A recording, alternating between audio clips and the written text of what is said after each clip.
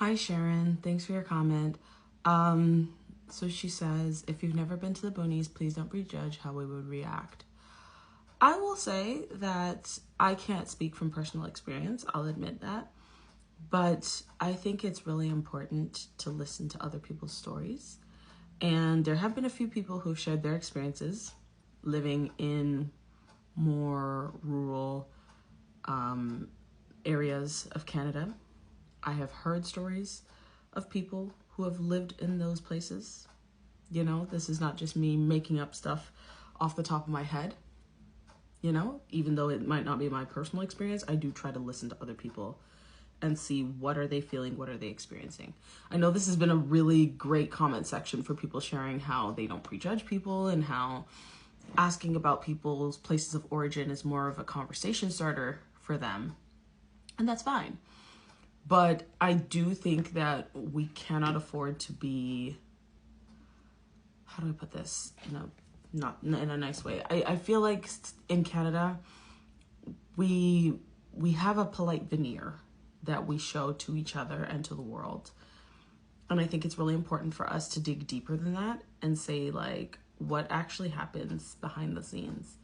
What is actually going on? You know? Because I have found, even in myself, even in metropolitan areas, I have found that people will smile with you, and the minute you're out of the room, they're tearing you to shreds. I've had people do that in my presence, where they have all these nasty things to say to somebody, but when the person was there, it's, hi, how are you? I love you. You're great. And this, that, and the other. You know? And the reality is that what I have found in my experience is that when you enter environments where a certain group is the majority, people who come in from the outside don't tend to be treated very well. That said, I definitely could explore Canada a bit more, see what's out there. But the stories I have heard from people, some people who have chosen to comment, there's been a lot of comments, but I'm trying to read all of them. But I have seen a few comments where people have talked about the racist experiences they have had. And, you know, there are stories that I've read online. There's stories of even people on this app that share their experiences. So while I think that the racism in Canada is way, way, way removed from the American experience, for us to act like we're all just a big happy family up here, I think that might be a bit of a stretch. And especially in places where everybody's the same and they're all one community, and they're more, even some of the people have said it in the comments where they're like, you know, if you're an outsider, we're all just going to treat you like an outsider because we're a community. We've been together here for like 50 years. We're always going to treat some new person coming here like an outsider.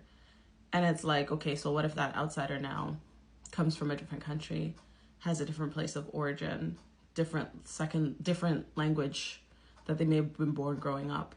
What is that experience going to look like? And I'm not going to sit here and try to speak on behalf of everyone. But, you know, I do hear stories of what happens in places like the prairie provinces. I know they have it pretty rough. I've heard stories about a certain 3-letter organization, even in Georgetown, not too far from where I am, you know? So, you know, I'll acknowledge that I can reserve judgment until I visit these places myself. But I think also it's important, like, I don't have to touch fire to know it's hot, right? I can ask somebody what happens when they touch the fire and they'll tell me. And then I say, okay, they told me the fire's hot. I don't need to touch that fire, you know? And so people talk, you know? When they get in their own circles, they talk about the things they've experienced. So I would say keep your ears open. May be worth looking into videos on here about being Black in specific neighborhoods or in specific parts of Canada, being Asian in specific parts of Canada, being Indigenous in specific parts of Canada, you know, it's worth us all opening our eyes and listening to other people's personal experiences to see what our country is truly like and how we can improve in order to move forward.